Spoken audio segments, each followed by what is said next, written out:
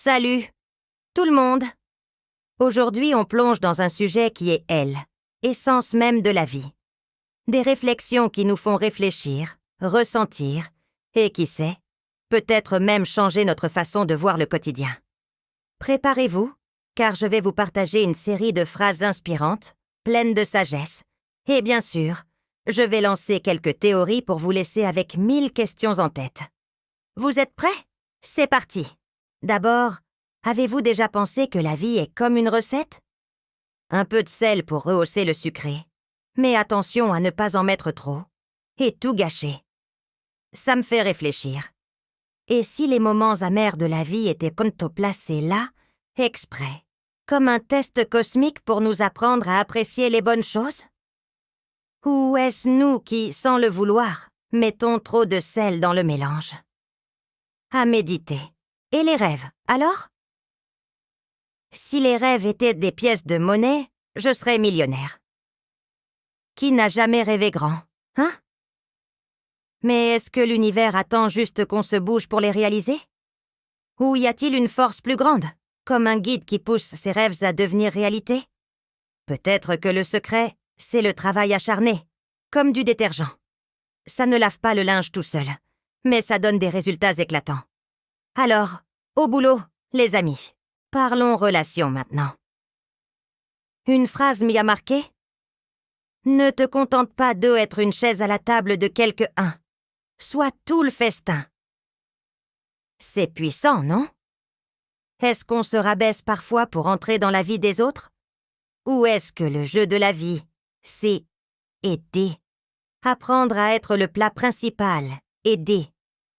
Attirer ceux qui apprécient notre saveur? Réfléchissez-y. Et la foi? La foi en Dieu, c'est comme un parapluie sous une tempête. Ça te garde au sec, mais tu dois quand même marcher sous la pluie. Ça me pousse à théoriser. Et si la foi était un outil qui nous donne de la force, mais que l'effort de marcher restait à nous? Ou peut-être que parfois, l'univers nous donne un petit coup de pouce quand on s'y attend le moins? Une autre pépite. Si la vie te donne des citrons, fais de la limonade. Et si tu n'aimes pas ça, ajoute un peu de vodka et fais un cocktail. J'adore. Est-ce que la vie nous donne toujours des citrons pour tester notre créativité? Ou est-ce une invitation à faire la fête au milieu du chaos? Moi, je vote pour la deuxième option.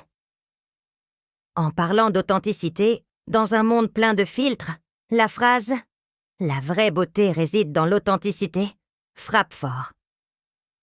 Est-ce que la société nous pousse à être des copies parfaites, mais que le vrai pouvoir est d'être imparfaitement nous-mêmes?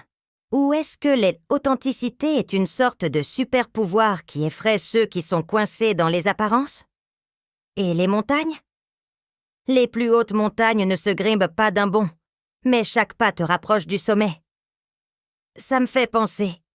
Et si l'univers récompensait plus ceux qui avancent lentement, mais avec constance? Ou est-ce que la hâte d'atteindre le sommet est juste un piège pour nous détourner du chemin? Une phrase que j'ai adorée. La patience est un muscle. Plus tu l'entraînes, plus il devient fort. Est-ce que la patience est un entraînement secret que l'univers nous impose pour nous préparer à quelque chose de plus grand?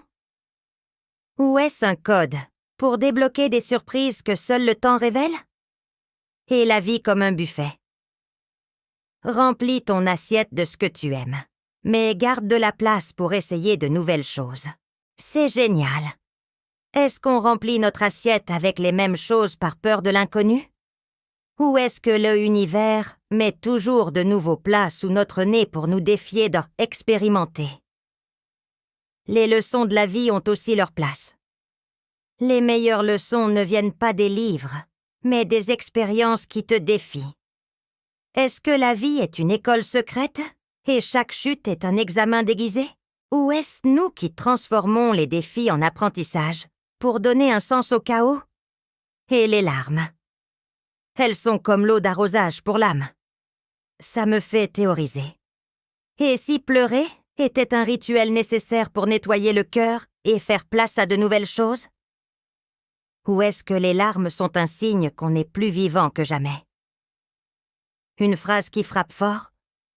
Ne laisse pas tes peurs réaliser ton film. Sois le héros de ton histoire. Est-ce que la peur est un méchant qu'on crée dans notre tête? Ou est-ce un allié déguisé qui nous montre où on doit grandir? Et dans tout ce bruit, apprends à écouter le silence. Est-ce que les réponses les plus profondes se cachent dans le silence, attendant qu'on calme l'esprit pour les entendre? Ou est-ce que le silence est une porte vers une connexion plus grande avec l'univers? Dans les relations, la phrase « Les meilleures sont celles où tu peux être toi-même sans crainte » est en or. Est-ce que le véritable amour est celui qui te donne la liberté d'être 100% toi? Ou faut-il de « Aborès » aimer soi-même pour attirer quelques-uns qui nous acceptent tels que l'on est? Et la foi encore, elle déplace des montagnes, mais elle te donne aussi la force de les escalader. Est-ce que la foi est une énergie qui nous connecte à quelque chose de plus grand, comme un Wi-Fi spirituel? Ou est-ce juste la confiance en nous-mêmes déguisée en croyance? Le succès a aussi son moment.